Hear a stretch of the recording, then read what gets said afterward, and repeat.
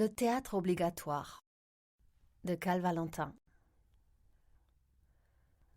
D'où viennent ces théâtres vides? Simplement de l'absence du public. À qui la faute? Uniquement à l'État. Pourquoi ne pas instaurer le théâtre obligatoire?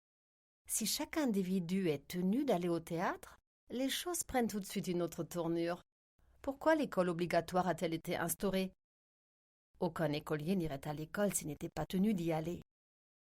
Au théâtre, même si ce n'est pas facile, cela pourrait peut-être également tout de même être instauré sans difficulté. La bonne volonté et le devoir viennent à bout de tout. Le théâtre n'est-il pas lui aussi école? Point d'interrogation.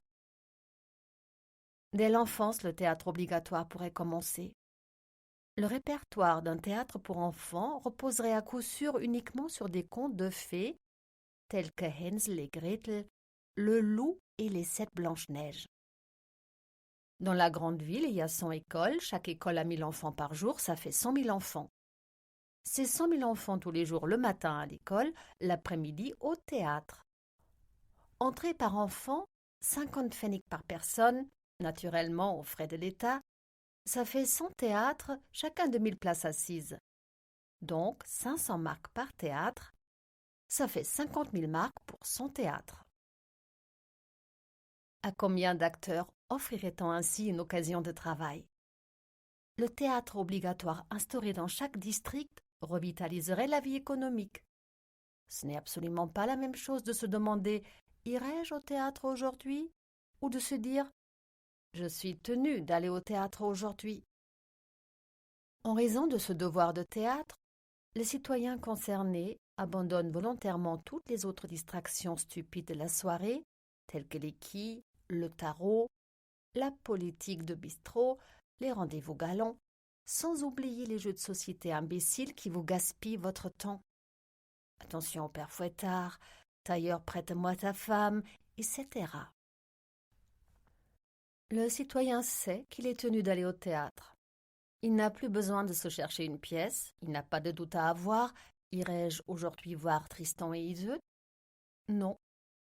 Il est tenu d'aller le voir, car c'est son devoir. Il est contraint d'aller au théâtre 365 fois par an, qu'il ait le théâtre en horreur ou non. Un écolier aussi a horreur d'aller à l'école, mais il y va volontiers car il est tenu d'y aller. Contrainte. Il n'y a que la contrainte pour contraindre aujourd'hui notre public de théâtre à aller au théâtre. Avec de bonnes paroles, on n'a eu jusqu'à présent que peu de succès depuis des décennies. Les réclames les plus alléchantes comme salle chauffée, ou pendant l'entracte on est autorisé à fumer dehors, ou étudiants et militaires du général aux 2e classe demi-tarif. Tous ces avantages n'ont pas pu remplir les théâtres. La publicité qui dans un grand théâtre engloutit par an des centaines de marques disparaît complètement avec le théâtre obligatoire. De même pour le prix des places. Car les places ne seront plus réparties selon les différences de conditions sociales, mais selon les handicaps et les infirmités des spectateurs. Rang 1 à 5 de l'orchestre, les durs d'oreille et les myopes.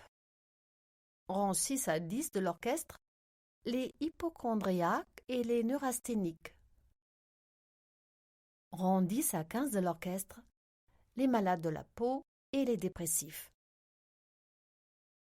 Toutes les places de balcon et de galeries sont à la disposition des asthmatiques et des arthritiques.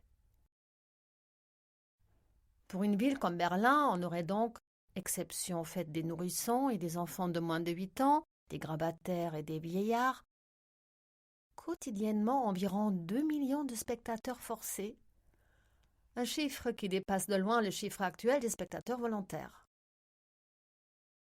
N'a-t-on pas fait d'amères expériences avec les pompiers volontaires? Et n'a-t-on pas fini par se rendre compte longtemps après que de nos jours il faut les pompiers de service pour que ça marche? Pourquoi ce qui marche pour les pompiers ne marcherait pas pour le théâtre? D'ailleurs, pompiers et théâtre sont de nos jours si étroitement liés.